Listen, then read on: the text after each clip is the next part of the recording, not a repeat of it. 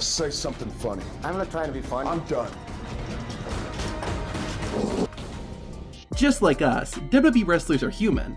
Unlike us, WWE stars get interviewed frequently, and certain questions can cause wrestlers to get angry and walk off. Brock Lesnar may have been hiding something here. After leaving WWE in 2004, Brock Lesnar made the jump to UFC.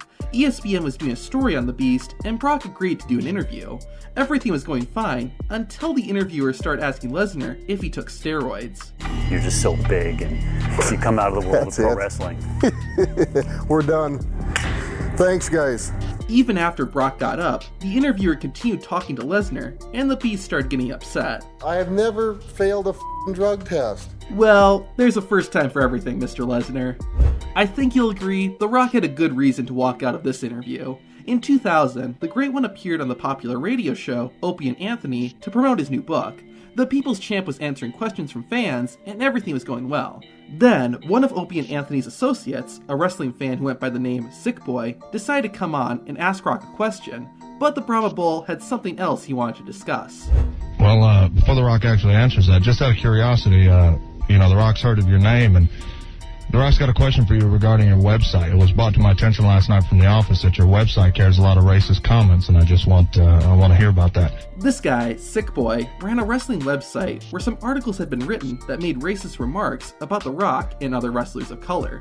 Opie and Anthony said they weren't involved with the website, and Sick Boy said he didn't know that these racist articles had been written. I've never seen one thing up on my site that would ever be racist, because that's not how I was raised, and that's not how I would run a website. Well, it's on there.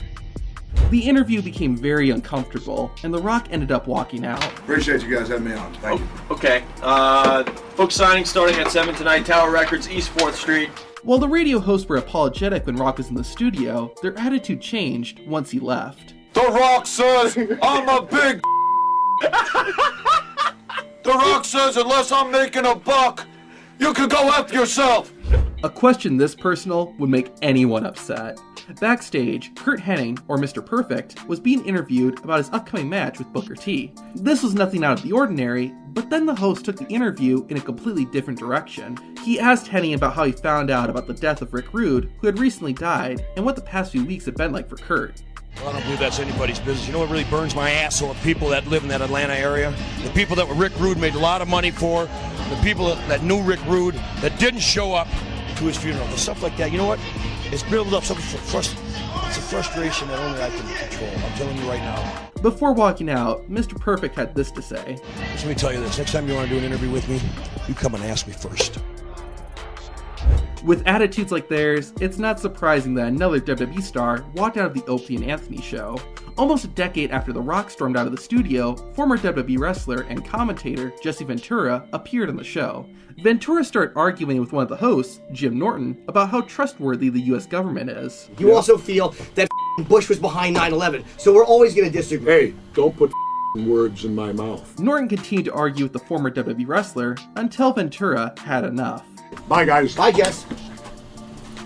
Governor. You always just sulk and walk away. Why? You can tell from the stare down he had right before leaving that Jesse Ventura wanted to smack Norton. While Jesse didn't, Sin Cara did chop a television host. Watch the video on the left to see WWE wrestlers who attacked TV hosts.